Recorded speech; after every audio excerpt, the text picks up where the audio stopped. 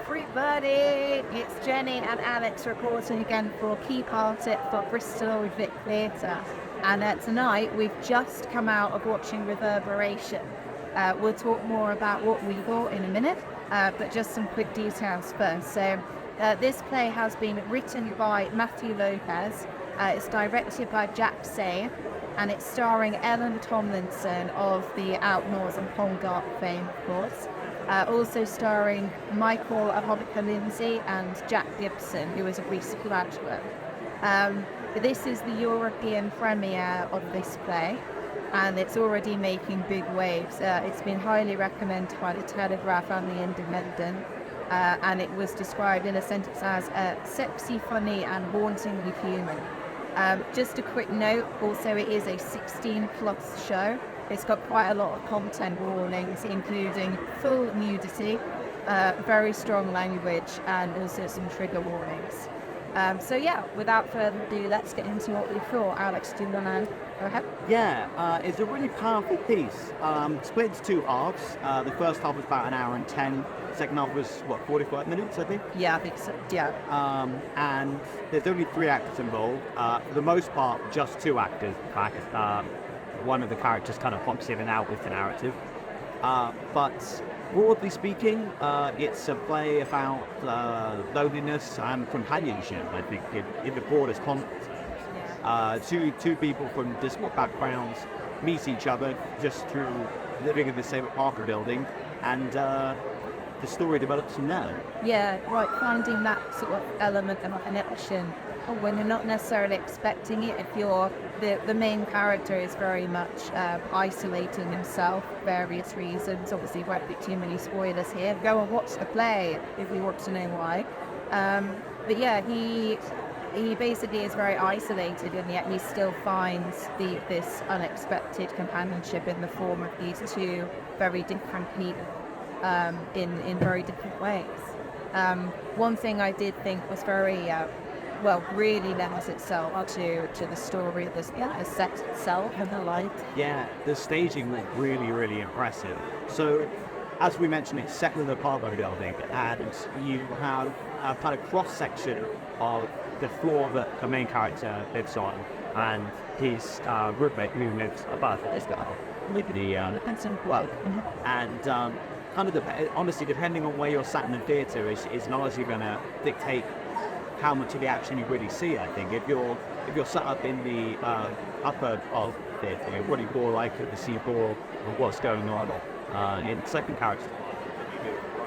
Yeah, that's a good point. I didn't actually think about that. Yeah, the staging was brilliant. It was, despite the fact that the set didn't change at all for the entire play, it really worked well. Like, it had, as Alex said, it's got 2 floors of the apartments, and it's also got the staircase between them. Yes, which is very clever, because the material that they used for the staircase is kind of semi-opaque, so you could see shapes through it, you could see the characters through it, but it was still kind of a cloistered area. Yeah, depending on how it was lit, you could either see what was through it, or you couldn't. So that was very clever, because it created so many layers and so much depth in the set. It was, the best set I've seen really in all time, really. A big contrast in terms of the soundtrack throughout as well. It's a very, very modern piece in terms of the references and everything else. Rat Summer, for one thing. Exactly, right. But Claire, the second character, Claire, her music was very modern, very psychedelic, that sort of thing. What is the main character called? Jonathan. Whereas Jonathan was very much jazz, so it was Porter, the train, and Fitzgerald, and that sort of thing. But the interplay between those 2 very disparate genres really played up the difference in background of the 2 characters. Yeah, I also really liked the soundtrack that I assume is made for the beats, like the music that played between the scenes.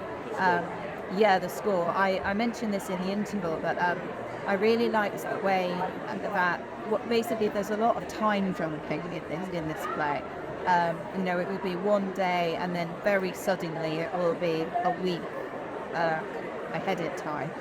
And I think the score lends itself really well to that because it's very kind of quick, but also makes you think of the universe and time and space. It's very epically instrumental, I would say, and it really lent itself well. I was quite surprised actually when we first got into it, and that first moment of time change happened. The movements of Jonathan were very choreographed in almost balletic way. It almost became a little bit of physical theatre, or maybe perhaps interpretive dance, which is really interesting. I thought it kept the transitions interesting. You didn't kind of think, okay, right, time's going to move on now. You thought, okay, well, what's going to happen? Yeah, it was always unexpected, and the way that the transitions with the sound design was so sharp as well. Like, that must have been very tight. Yeah. Oh my gosh, we must have taken so long to get certain things absolutely spot on. It only works when it's really spot on, and they managed it. The acting overall was just incredible, wasn't it? So good. Such compelling performances. There were some real moments of quiet within certain scenes, certain characters. Had conversations, and there were big pauses between them speaking to each other, and you could have heard a pin drop in the theatre. Everyone was completely rapt to attention because of the power for the. Yeah, there's a huge variety of emotions in this piece. Like there's so many bits where you laugh. We should point that out. It is very funny. Oh yeah. I laughed out loud a lot, which I'll be honest, I don't normally do it a bit. But there were so many, just some of the correct timing with as well was just especially. Yeah. And I mean, the only acting who I'd seen before in things was Eleanor Tomlinson. She's just very, very good at the comedy as well. And she has an American accent in this. And if you weren't familiar with her as an actress beforehand, you would assume she was American because it was such a convincing act. Yeah, very.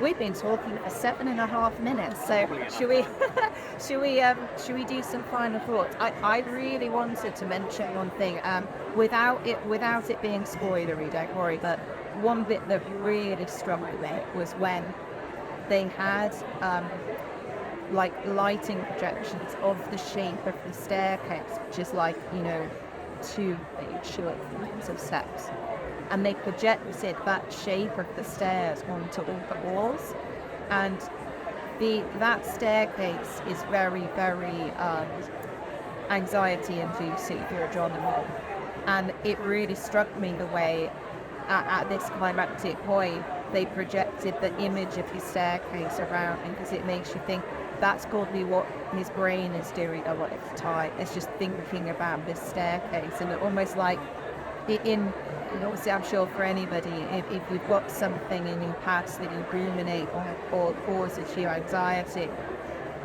that's what it's like, having just like that image, that snapshot, something that really evokes you. And that really struck me. Did you have a bit of...